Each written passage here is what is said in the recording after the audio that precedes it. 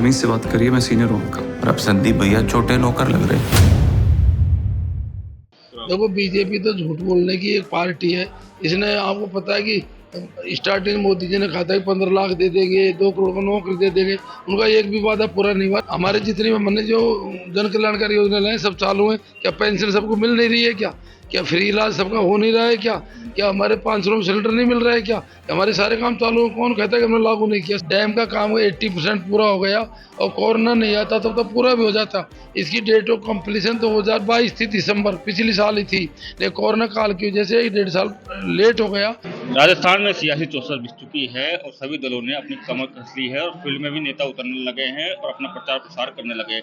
हमारे साथ मौजूद है मंत्री मुरारीलाल मीणा। उनसे सीधी बात करेंगे किस तरीके के अब की बार समीकरण बैठ रहे हैं। सर, पिछली बार लगातार काम किया, सरकार ने काफ़ी योजना लेके आई, अब की बार गारंटी भी लेके आई है। किस तरह की तैयारी है और कितना ईजी है, कितना डिफिकल्ट है, क्योंकि बीजेपी से शंकर लाल शर्मा को टिकट दिया गया है बीजेपी की तरफ से। तो पहले तो हमारी सरकार ने 5 साल तक काम करे हैं और एकजुट होकर के कार्यकर्ता हमारे चुनाव उतर चुके हैं। आपने देखा होगा कांग्रेस में जोश है, क्योंकि सरकार ने विभिन्न प्रकार की जन कल्याणकारी योजना लागू की है, क्षेत्र में जबरदस्त विकास किया है। और अभी हाल ही में पहले जो घोषणा पत्र जगह इस बार गारंटी कार्ड जारी किया है, जिसमें उन्होंने 7 प्रकार की गारंटी दी है। अच्छा माहौल है, 100% चुनाव यहाँ 2 साल जीतेंगे, राजस्थान हमारी सरकार बनेगी। गारंटी दे दी और गारंटी भी आपने नाम रख दिया है, गारंटी भी आपने पेश कर दी है कि ये गारंटर है हमारी गारंटी होगी। और आजकल हर आदमी गारंटी दे रहा है, बीजेपी हो चाहे कोई भी नेता हो, हर चीज़ की गारंटी दे रहे हैं। आजकल गारंटी का बड़ा प्रचलन हो रहा है। देखो, बीजेपी तो झूठ बोलने की एक पार्टी है। इसने, आपको पता है कि स्टार्टिंग मोदी जी ने कहा था कि 15 लाख दे देंगे, 2 करोड़ का नौकरी दे देंगे। उनका एक भी वादा पूरा नहीं हुआ। हमने जो पिछले चुनाव के अंदर जो वादे किए थे, हमारे 95% वादे पूरे किए हैं हमने। लेकिन सर, बीजेपी का हमेशा ये आरोप रहा है कि ये 6 महीने में इन्होंने योजना लेके आए, ये ठोसले हैं, सिर्फ वोट पाने के लिए ये सब योजनाएं गारंटी आ रही है। ये कौन कह रहा है? हमारे जितनी हमने जो जन कल्याणकारी योजना लाए सब चालू है। क्या पेंशन सबको मिल नहीं रही है? क्या फ्री इलाज सबका हो नहीं रहा है? क्या हमारे 500 में सिलेंडर नहीं मिल रहा है? क्या हमारे सारे काम चालू है? कौन कहता है कि हमने लागू नहीं किया? सारे हमारे जो भी हमने योजना लागू करी सब चालू है, रेगुलर है। और ये कारण अगले चुनाव जीतने के बाद उसके लिए दी है।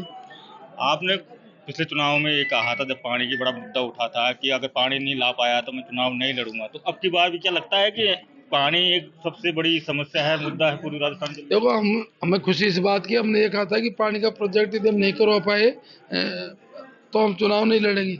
आज हमने 6,500 करोड़ स्वीकृत करवा दिए। बहुत तेजी से काम चल रहा है और प्रोजेक्ट हमारा निश्चित साल 1.5 साल में पूरा हो जाएगा। हमको उसमें सफलता मिल गई। हमने देखा होगा सरकार ने हजारों करोड़ रुपए खर्च कर दिए, तेजी से काम चल रहा है और अति शीघ्र पानी आ जाएगा 2 साल के अंदर। ईसरदा के लिए क्या प्लान है, क्योंकि ईसरदा का काफी टाइम से काम चल रहा है, अब कितना काम बाकी रह गया है ईसरदा का? क्योंकि बीजेपी तो कह रही है कि अभी तो काम बाकी है, सपने हैं पानी के। ऐसा बीजेपी झूठ बोलने वाली पार्टी है। डैम का काम 80% पूरा हो गया और कोरोना नहीं आता तब तो पूरा भी हो जाता। इसकी डेट ऑफ कंप्लीशन 2022 थी, दिसंबर पिछली साल ही थी, लेकिन कोरोना काल की वजह से 1.5 साल लेट हो गया। अगली बरसात से पहले पहले हर हाल तक बंदा का काम पूरा हो जाएगा। ये लाइन डल रही है, पीछे बड़ा लाइन दिख नहीं रही क्या? ये सारे गांव में लाइन डल रही है, पंप हाउस बन रहे हैं, बड़े बड़े पाइप पड़े हैं। ये पूरी जनता को दिख रहे हैं। ये बीजेपी वाले झूठ बोलने माहिर है। अब की बार टिकट वितरण में भी कुछ ऐसा हुआ, जैसे खिलाड़ी बैरवा का टिकट कट गया, पीआर मीणा का टिकट गया। जो पीआर मीणा तो बड़ी जीत थी उनकी टोड़ा भीम से, लेकिन उसके बावजूद उनका टिकट कट गया। घनश्याम महर को टिकट मिला। किस तरह देखते हैं, क्या कारण मानते हैं? देखो, मेरे को नहीं तो मैं टिकटों में ज़्यादा दिल्ली गया नहीं, मैं इन्वॉल्व हुआ, इस बारे में मुझे ज़्यादा जानकारी नहीं है। और किसको क्यों टिकट मिला, क्यों कटा, इसमें कुछ कह नहीं सकता। हाईकमान ने जो फैसला किया होगा सोच के किया होगा।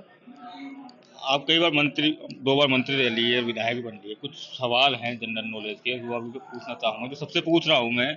सबसे पहला सवाल तो ये है कि विधानसभा और विधान परिषद में क्या अंतर है? देखो, विधानसभा तो डायरेक्ट जनता से चुने हुए प्रतिनिधि होते हैं और विधान परिषद हमारे राजस्थान में है नहीं, ये बिहार में है, यूपी में और स्टेटों में। वहाँ पे कुछ सेलेक्टेड लोग होते हैं, कुछ विधायक जो होते हैं वो वोट डालते हैं, कुछ सामाजिक कार्यकर्ता वो वोट डालते हैं। उसमें कई प्रकार के वोटिंग होकर के लिमिटेड वोटों से विधान परिषद का मेंबर बनता है और एमएलए डायरेक्ट जनता से बनता है। दोनों में डिफरेंस होता है। विधायक का एमएलए का तो नहीं पूछूंगा, लेकिन एमएलए की फुल फॉर्म बता सकते हैं? ये बच्चों का काम है, मेंबर ऑफ लेजिस्लेटिव असेंबली कोई पूछ रहे कुछ नहीं। ठीक है, एक सवाल और पूछूंगा। राजस्थान का जब से गठन हुआ है तब से कितने मुख्यमंत्री बन चुके हैं और उन मुख्यमंत्री ने कितनी बार शपथ ली है?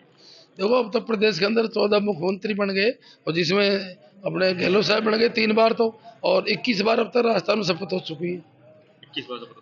धन्यवाद बातचीत करने के लिए। ये थे मंत्री मुरारी लाल मीणा ने कहा कि अब की बार पानी का प्रोजेक्ट आ जाएगा और सबसे बड़ा मुद्दा अब की बार चुनाव में पानी का मुद्दा ही है। संदीप मीणा, दौसा, राजस्थान तक।